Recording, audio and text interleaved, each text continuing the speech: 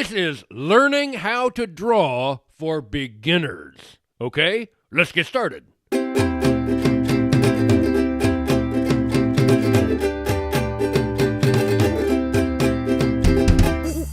Hello, everyone, and welcome to Paint by Monster with me, your host, Easel Monster. Hey, let's learn how to draw from the very beginning, okay? Let's draw something that you already know how to draw and talk our way through it. So, get your sketchbook out or some paper, something to draw on, and get yourself a tool, a pencil, a marker, a ballpoint pen, whatever. Get something to draw with, and let's get ready to draw.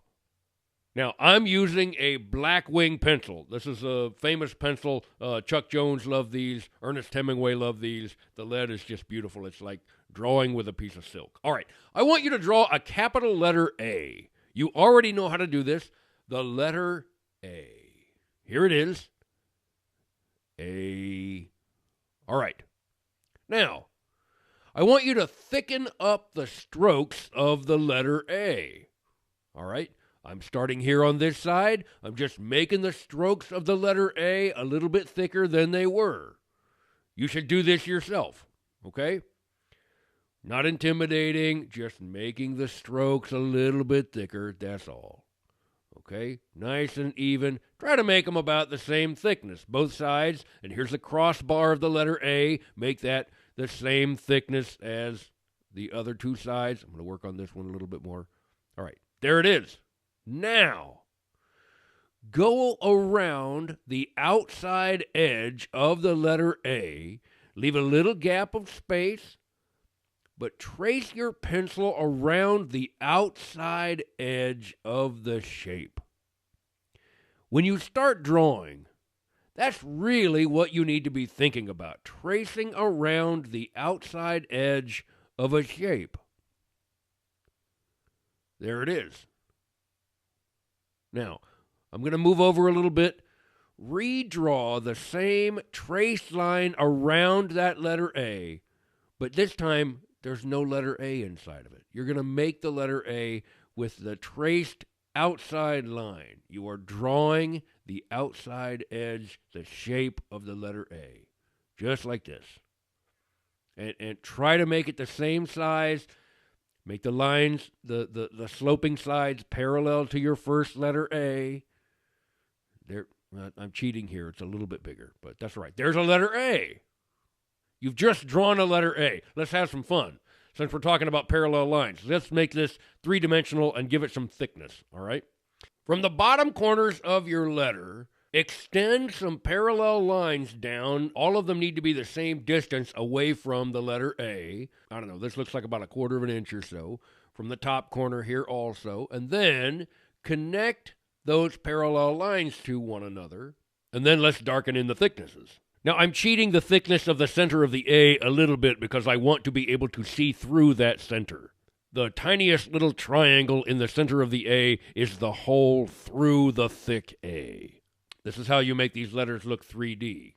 Again, this is simple stuff. A letter A shouldn't intimidate anybody, and you can do this. A, just like that. Look at that.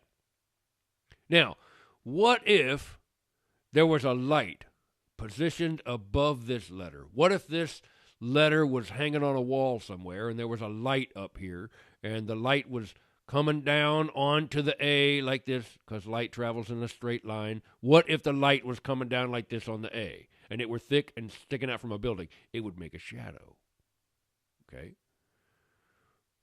And if the light were powerful enough, it would spill out past the edges of this. So you can make a shadow here on the bottom of this letter, just like this. Yeah? Look at that.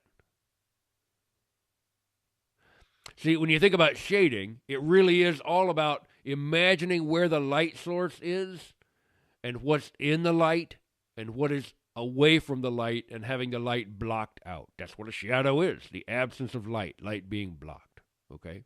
So, let's draw an actual object. I'm going to get my glue bottle. It's a nice, simple shape. It's a really easy thing. Think of this the same way you think about the letter A. I'm going to hold it in one hand, and I'm going to draw it with the other hand but I'm concentrating looking at the outside edge of the shape of this glue bottle, okay?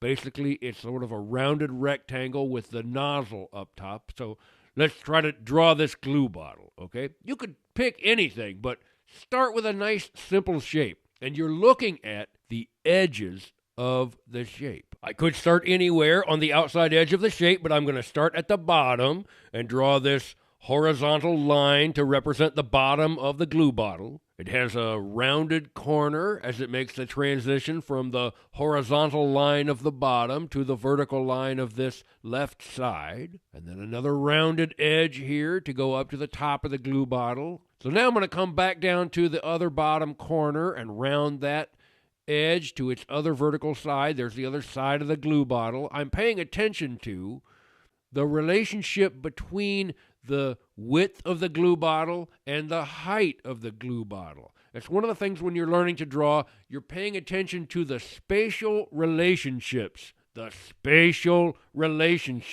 of all the parts of the object that you're drawing, especially the outside edges, okay? Getting the relationships of the outside edges right is actually more important than any of the interior details inside the shape. Now, I probably should have drawn the cap portion of the nozzle a little bit taller because I don't think I've accurately represented it, but that's all right. I'm thickening up some of the outside edges of the glue bottle. And now that the outside of the glue bottle has been established, we can go and start working on some of the interior details, like the lettering and some of the little dirt flecks and the little label portion down here. Let's go in here and do some of those things. I'll write glue, but I'm not really thinking of them as letters so much as I am looking at the shapes on the glue bottle and trying to accurately represent and reproduce those shapes over here on the drawing.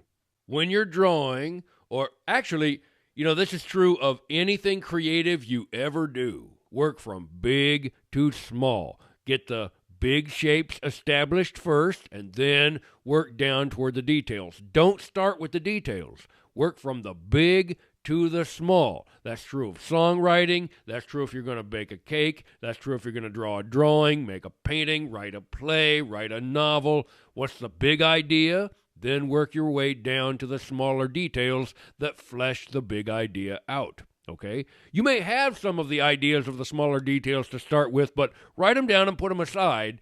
Don't build from the small details. Build from the big shapes down toward the smaller details and ideas. Okay, always. Here's the scraped off label. That's a nice sort of detail element or object here on the surface of the glue bottle. And I'm not trying to be photorealistic with this. I am trying to capture where it exists on the glue bottle. But this is a sketch, just an indication. We're learning to draw. So there's the label. Put this little dot of dirt over here on the glue bottle. Okay. Looks pretty good. Now, I'm going to also come up here. I'll put the little knurling of the glue bottle up here on the nozzle. That's what those lines are called, knurling, Knurling. It's so that you can get a better grip on it with your fingers. Again, I'll thicken up some of these edges on the glue bottle, and that's really kind of getting close. You can always refine the shape of things. Again, I was paying attention to the height of the glue bottle and the width of the glue bottle as I was drawing. I was trying to be sensitive to the spatial relationships between this corner and this corner down here while I was drawing the glue bottle, okay? You are measuring with your eye the relationships of the edges. That's what you're doing when you're drawing. All right, that's about it for this visit. Practice your drawing. You can learn to draw. I don't care how old you are or how much education you have or don't have. If you can learn to read, you can learn to draw what you see, and you can learn to draw out of your head. Actually, we did both this visit. The letter A was out of our head, and the glue bottle was a drawing from life. That was tricky of me, wasn't it? Yep, I know. But I'm a monster. Hey, man, what do you want? Next visit, we'll keep drawing inanimate objects from life, and in fact, I'll just tell you, I'm going to draw a shaving brush, a bar of soap that's been broken in half, and a disposable razor. So, it's a whole bathroom theme of objects to draw next time on Paint by Monster. If you have questions about drawing or comments about drawing, please leave them in the comments section below this video. Also, if there's something you'd like to see me draw on an upcoming video or a topic you'd like to see me talk about, please leave me a comment about it. I'm not promising I'm going to do it, but if you don't leave a comment, how am I supposed to know what you want? I can't read your mind. Not yet, anyway. Maybe someday. Man, I don't want to read your mind. I don't want to know what goes on in there. Ew.